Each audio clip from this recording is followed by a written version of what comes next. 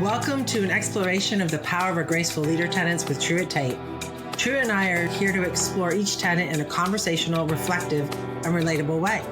Truett is a global leader, an influencer, and a coach. I am the author of A Power of a Graceful Leader, Alexis Thompson.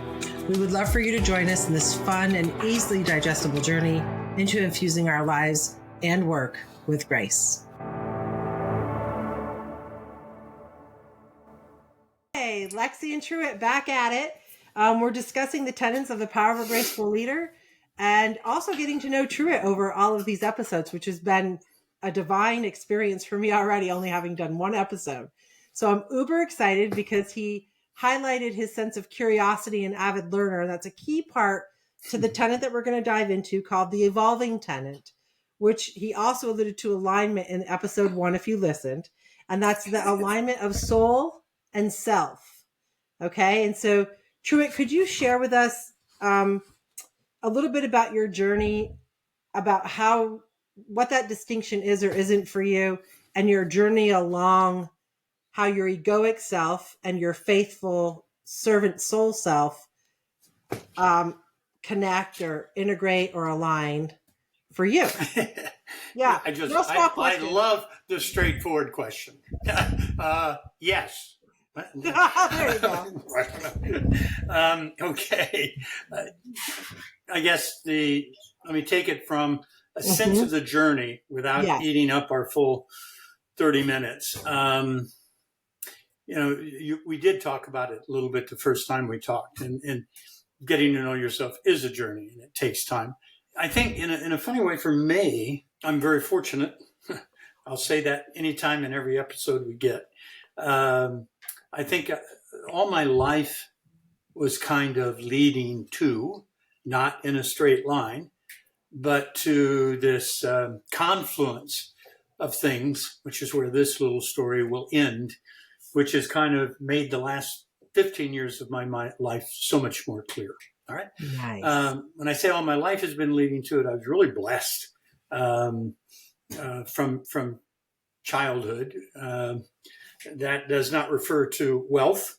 When my little brother and I and my mom moved to Tucson in 1965, we lived in a motel, that classic 2-story U-shaped little pool in the center, upper, half of your detective movies, someone's hiding in one of those. Yeah, that's where we were.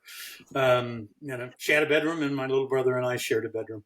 So it wasn't that, even though I remember that as being a terrific time and a terrific experience. But I lived in a very loving family, a family of faith. I lived in a family where we said blessing at every meal, where we said a blessing before we went to bed, probably on my knees until I was about 15, and occasionally do it now because there's something physical about that puts you in the right place sometimes.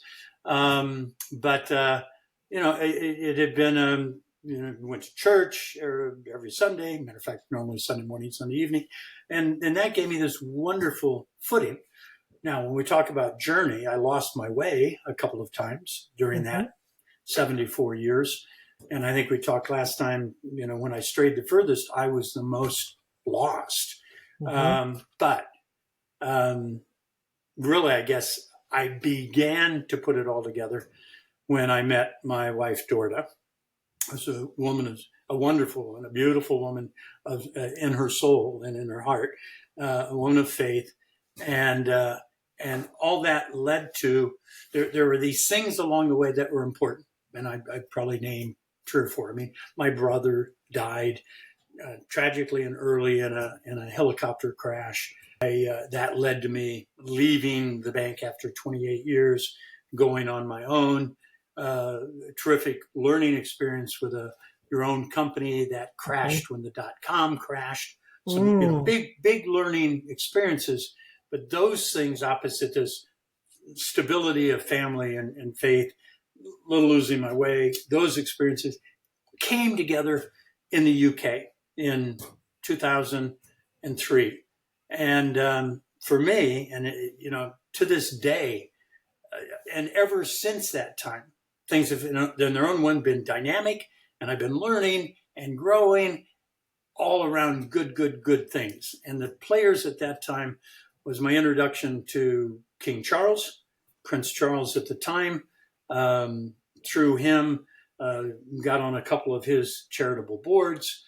Was on the board of BITC, which is one of his charities, but made up principally of community leaders, and it's business in the community, the BITC.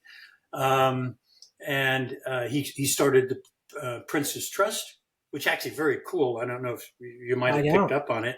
Just last Thursday in London, for all the problems he's having with health, things are moving ahead. He renamed the Prince's Trust the King's Trust. The King's Trust has just opened in the United States about a year and a half ago. Victoria Gore's the CEO. She's wonderful, doing wonderful things. But, you go back to Prince's Trust, 1976.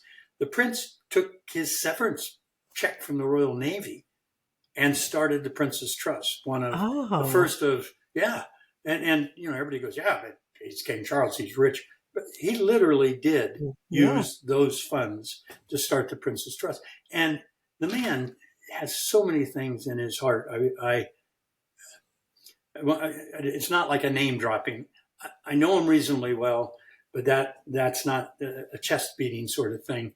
I've been lucky to learn from him, to be around him, to do some things for him. But his heart at that time was to create charities for underserved youth, underemployed youth, kind of the forgotten, and to help them get jobs and to help put them to work.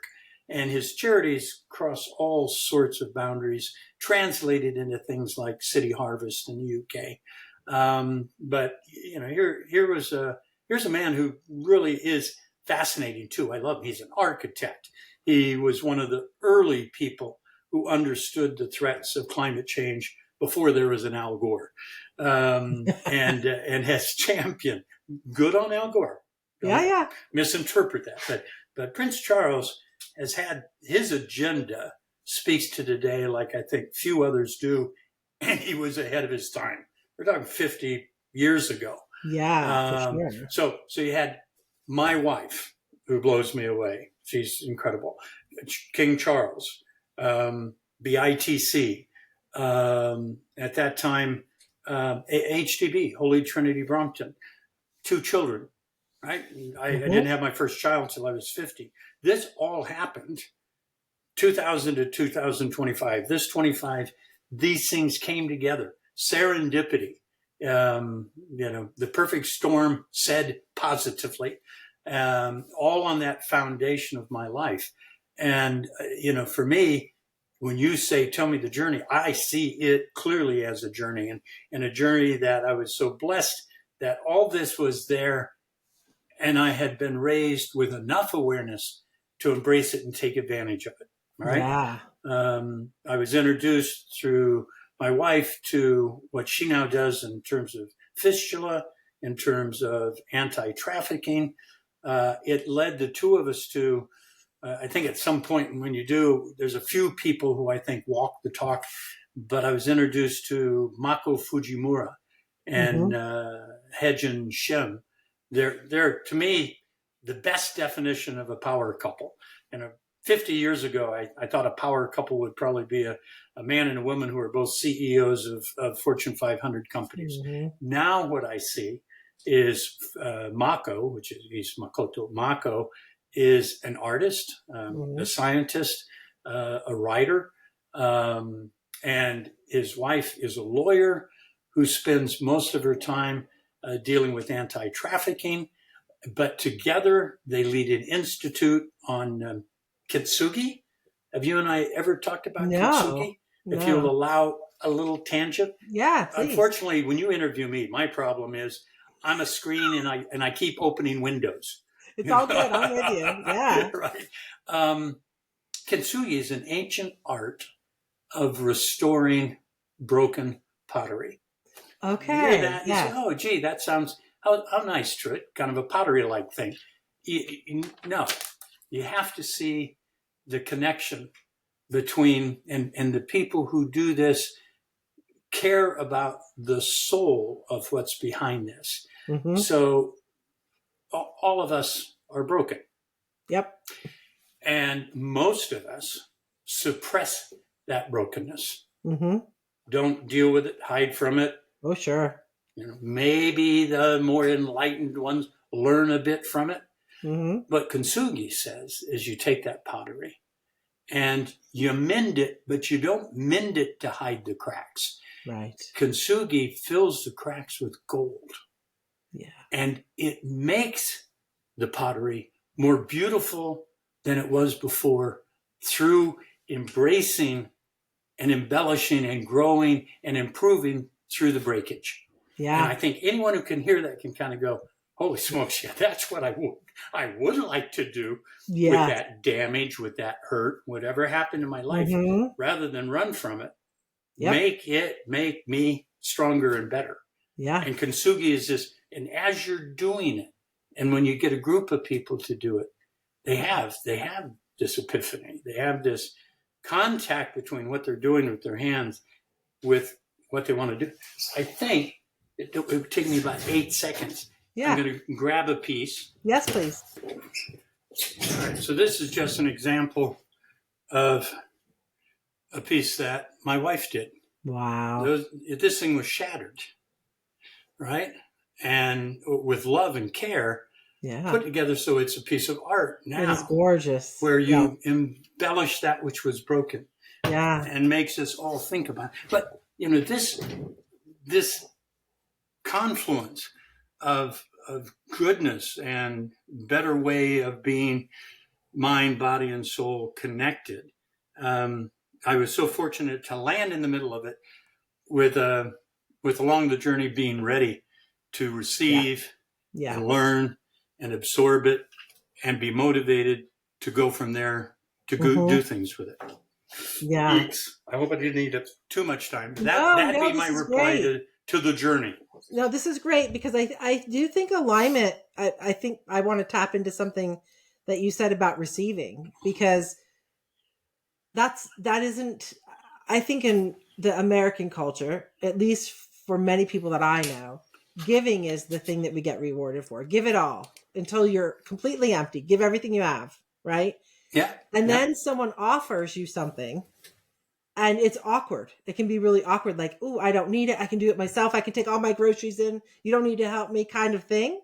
And I've learned through this particular part of the journey for myself that the edges kind of soften and I can find a balance inside the receiving piece of the equation and understand that there is an overgiving. If I empty my whole bowl, there's just nothing left for me, much less anyone else. Yeah. And I think that's a cultural thing in America that we just, if someone gets up, one of the things with leaders, and I wonder how you interface with this, but like when I have a leader who has done the work and they've made it, like you can see the improvement, I have to create the pause for them to take a deep breath and let in that success, because they almost want to run right over it, Yeah, and that doesn't allow for integration for sure. And it overruns alignment because it just keeps that imbalance, and alignment requires a balance into it. Yeah. You're saying it perfectly. And and I think your observations are generally right. One of the simplest things you can do to help someone who's on this journey is to get them to accept compliments. Yes. And we're lousy at that. You made a generalization about give your all. Similarly, someone says, you're beautiful, or you're so smart. And shucks, no, you sound like my mom. We all have these cute responses that kind of put it away. Mm-hmm. And it misses the fact that a genuine connection can't be you're doing all the helping, you're doing all the giving. To sit there and receive a compliment is the beginning of a process of being able to connect to someone, because it's give and take. And when it's give and take, you're honoring the other individual on a par with you. It's not this, right? By receiving, you bring yourself to the same level, or even in a vulnerable receiving point that makes you makes you look up and thank them. That's Yeah. got to be part of reconfirming their worth. Mm-hmm. Right. So, 100% believe that. Yeah. So this is one of the questions I said I really wanted to understand about you, because one of the things I've gotten to know about you, around you and through you, is that you have a knack and a gift for cultivating relationships over literally decades. They're not gone by the wind relationships, or what can you do for me lately relationships. And I think that in a world, it was different when you were growing up, a little bit different when I was growing up, because we're a little bit of an age difference there. And where people are coming into now in my generation X, it was, oh, don't worry about it. You can buy another one, throw it out, get a new one. Very disposable. And we started to treat people like that in a lot of ways. I spend time in the human capital field. Well, aren't capital. They're not expenditures on your spreadsheet. As much as we will try to make that true, sometimes. right? And so could you share with us a little bit about, because this talks about the evolution tenet around other, right? Self and other. How tricks, tips, successes, failures? First of all, watch. Thank you. You're welcome. I'll take the compliment. Now I'll begin to backtrack and say, I'm not as good as I'd like to be. And I'm personally not as good as I'd like to teach others to be. Mm-hmm. But that's because I do think that in terms of vision and mission, whether a company or an individual, almost always it's aspirational. And people forget that. And consequently, they're sometimes not sufficiently ambitious because they're afraid someone will go, you say this, but you aren't. You say, but I'm trying to be. And you got to aspire to be better at whatever it is you think is important and worthwhile. Make it ambitious, and take on board and be yourself aware when you're not where you're trying to be. Use it as motivation, and get closer to the aspiration. Okay, when I do, because I think I love an organization that I'm lucky to be associated with. It's called My Next Season. Really, really a terrific coaching. Started off from a place of faith too, trying to help C-suite people who were retiring deal with their next season.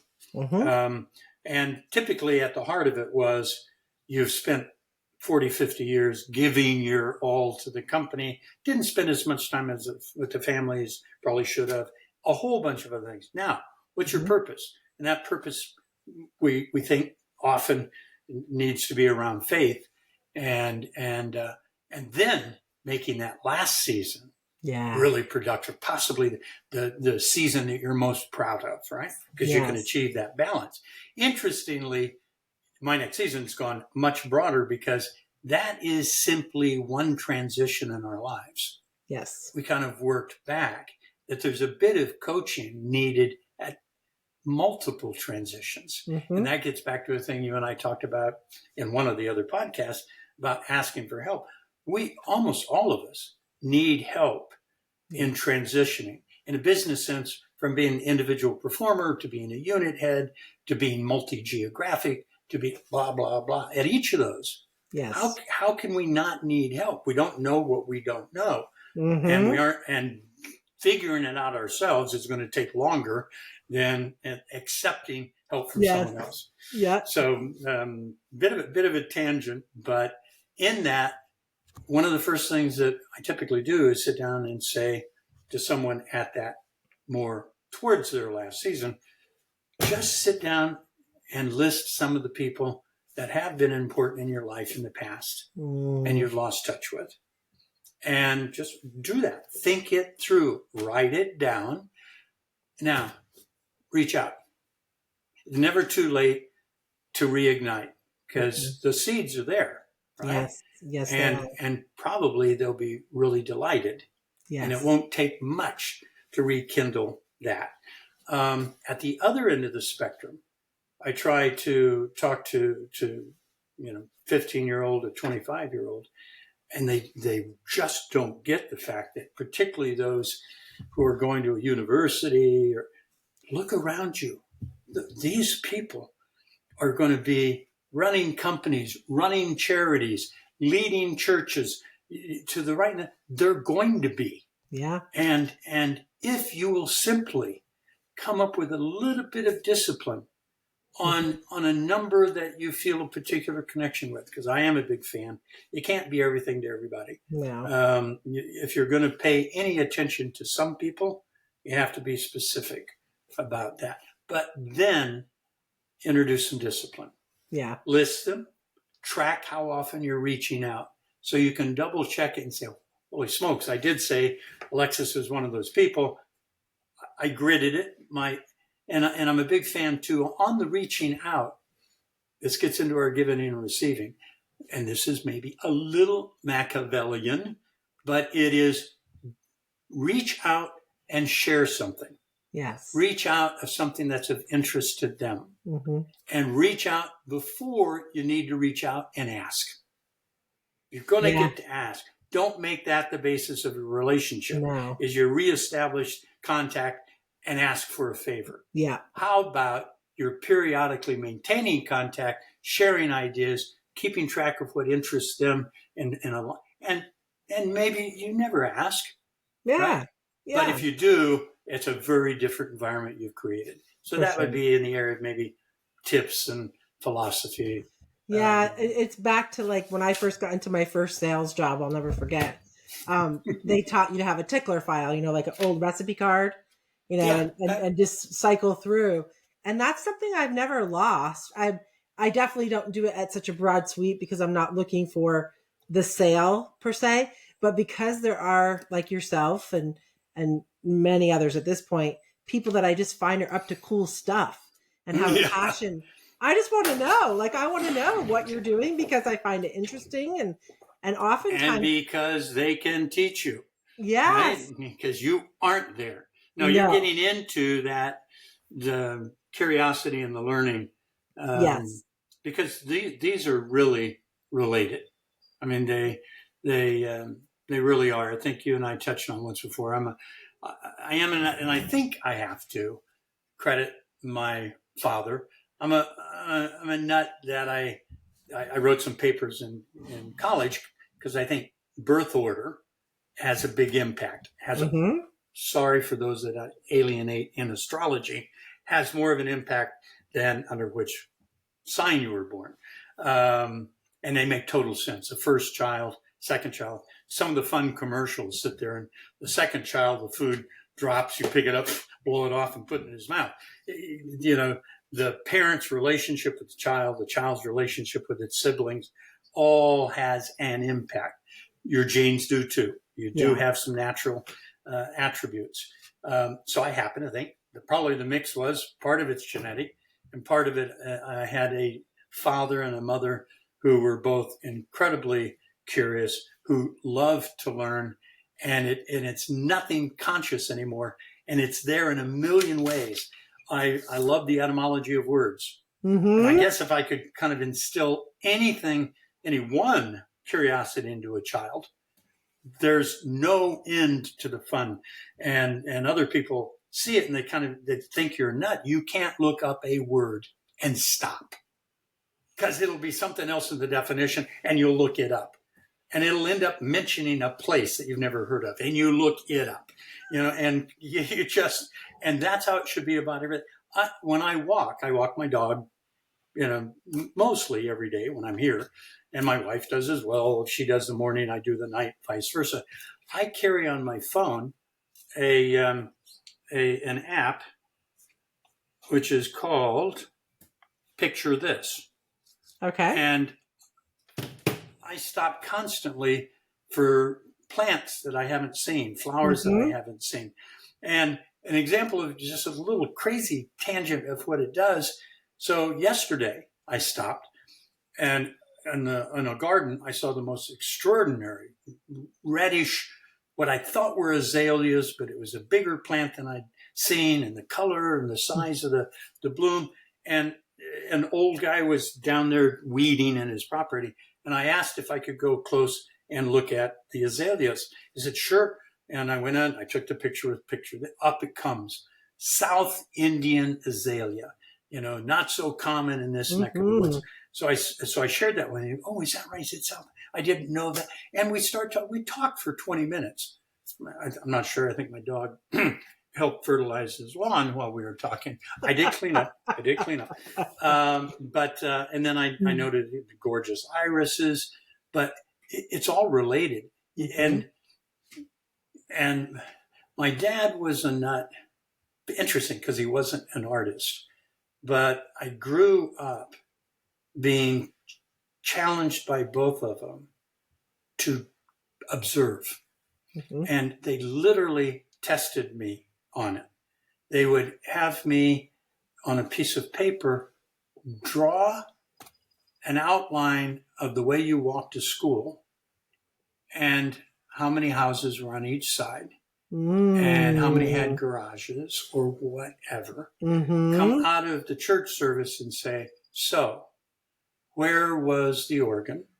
And did you notice how many pipes there were? And they did it enough that I really got, but if you think about it, that's how life can't be boring. If you listen and if you observe, then you can't be bored.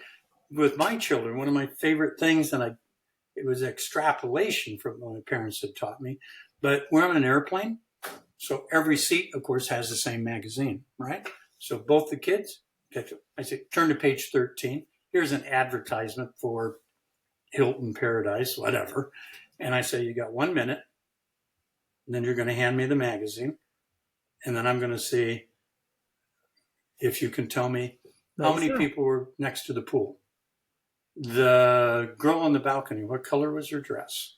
And have them do it together, right? And it's a fun discipline, right? To just pay attention. And then you say in your book, you talk a bit about active listening, then you get the two of them are together because, the best dinner party and partner is asking questions, but you don't run out of questions if you listen. No. Because it's like that dictionary rabbit hole, right? Yeah. And, so I can almost say that's, you can't praise me for it. It's selfish.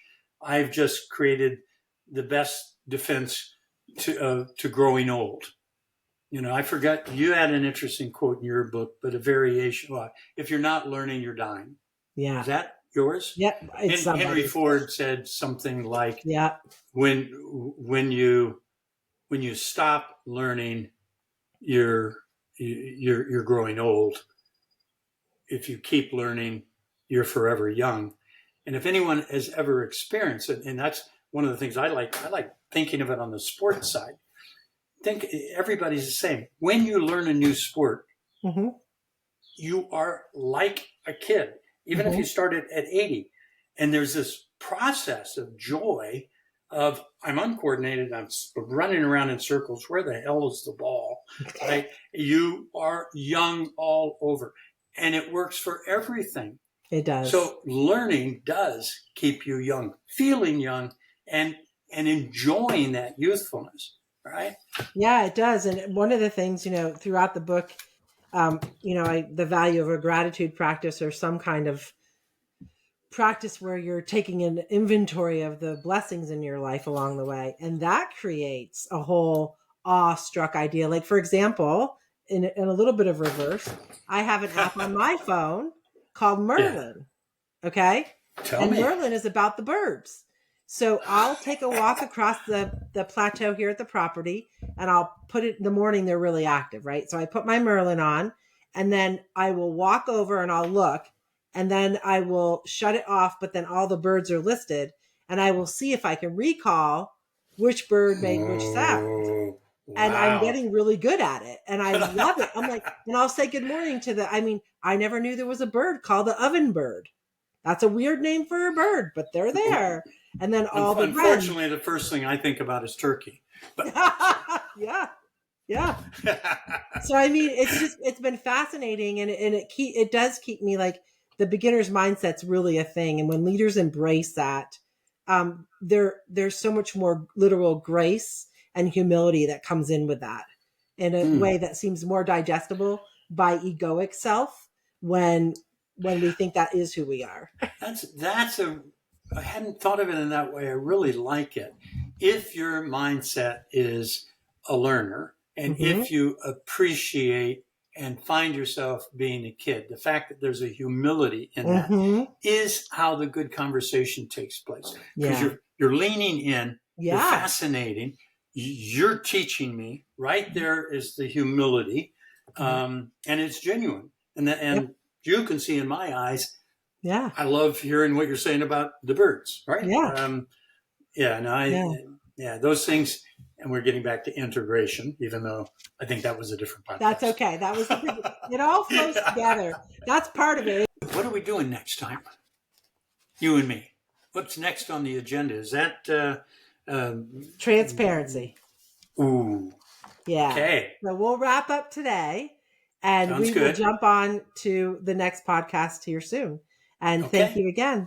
You're welcome. Great chatting with you always. Thanks for the opportunity. Oh, my pleasure. Take care of them.